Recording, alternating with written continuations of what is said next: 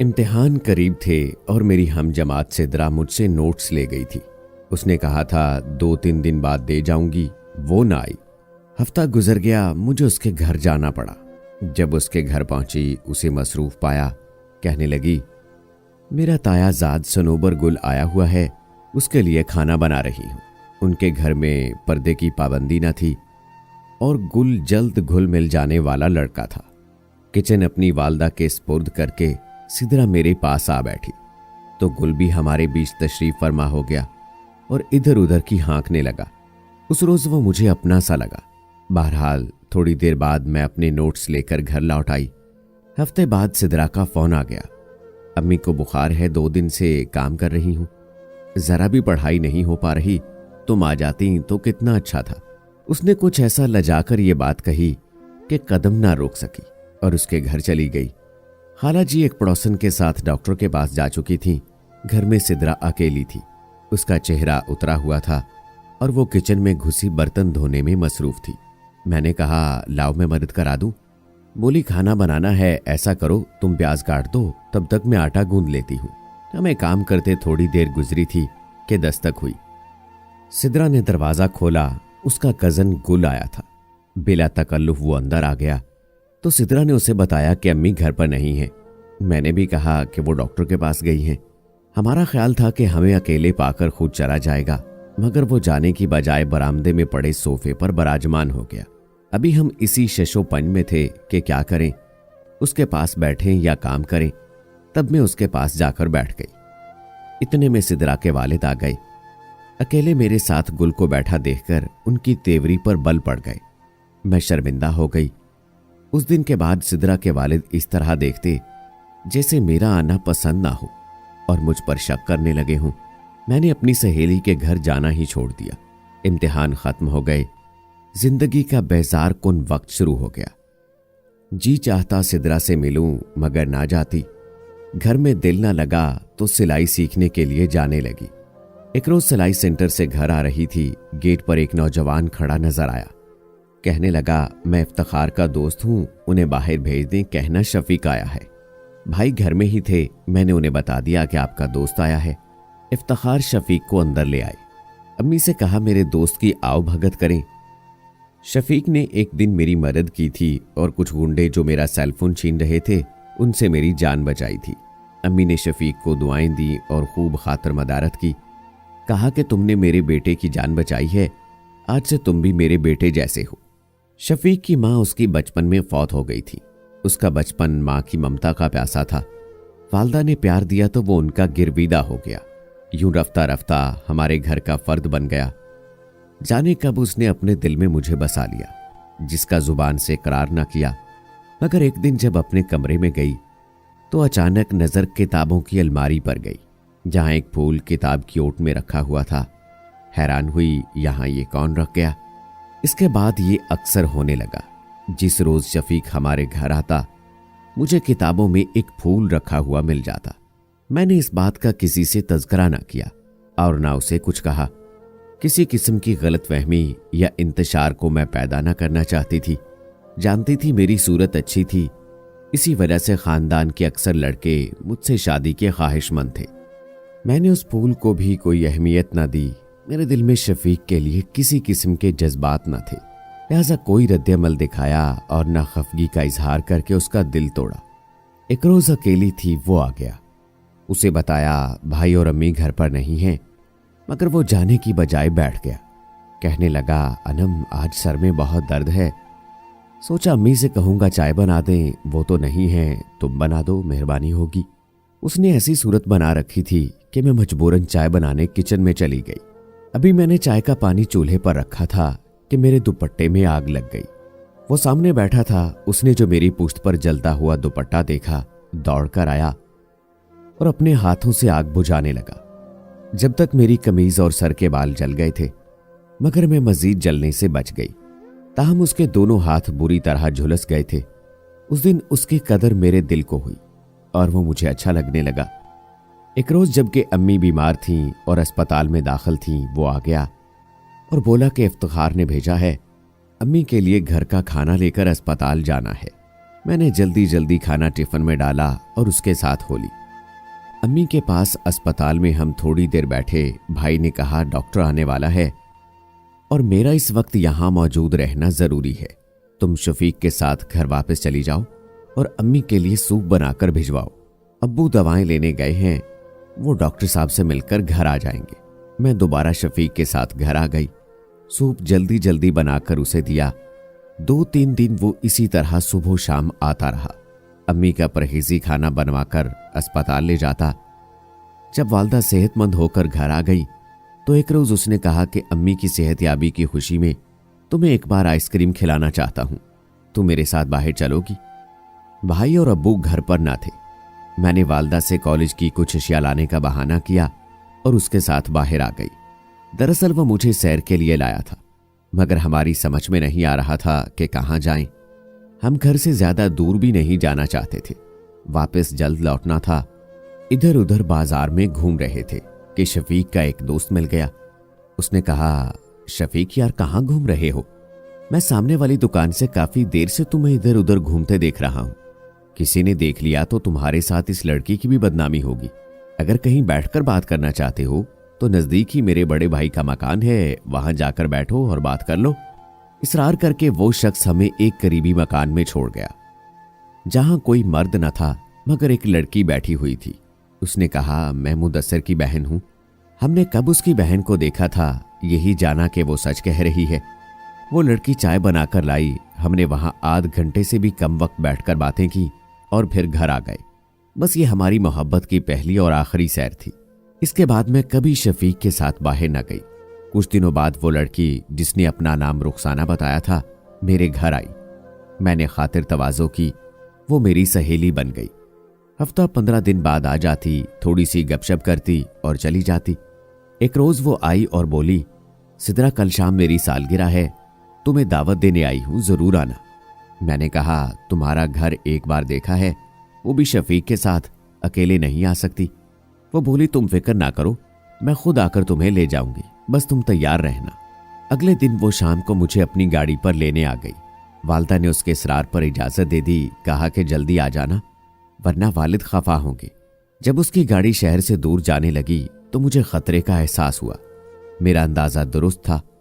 वो मुझे उस घर में नहीं ले गई जहां पहले मैं और शफीक थोड़ी देर के लिए बैठे थे, बल्कि ये कोई और जगह थी जहां पहले से कुछ लड़के और लड़कियां मौजूद थे और हल्ला गुल्ला कर रहे थे। ये सालगिरह की बजाय कुछ और तरह की पार्टी थी। माहौल को देखकर मैं घबरा गई। रुखसाना से कहा कि ये कैसी सालगिरह की पार्टी है? मैं तो समझी थी तुम्हारे घर पर सालगिरह की तकरीब है। हमारी सालगिरह पार्टी ऐसी ही होती है। अंदाजा हो गया कि अब यहां तूफान बदतमीजी शुरू होने वाला है। दिल में दुआ करने लगी, अल्लाह मुझे यहां से बाहिफाजत घर पहुंचाने की सबील कर दे। खौफजदा भी थी। रुखसाना तो हल्ला गुल्ला करने में मगन हो चुकी थी। उसकी कई बार मिन्नत की कि अल्लाह के वास्ते मुझे घर पहुंचा दो, तो मुझे किस तरह की पार्टी में ले आई हो, मगर वो कुछ नहीं सुन रही थी। पछताने लगी, या अल्लाह, मैं कैसे लोगों में आप हंसी हूं जो नशे में रफ्ता रफ्ता आपे से बाहर होते जा रहे थे। अब मुझे खुद को और अपने वालदैन के नामूस को बचाना था। अचानक दरवाजा खुला और वहां सनोबर गुल आ गया। उसे देखते ही मेरी जान में जान आ गई। दौड़कर उसके पास गई और हाथ जोड़कर मिन्नत की कि गुल, मुझे यहां से ले चलो और घर पहुंचा दो।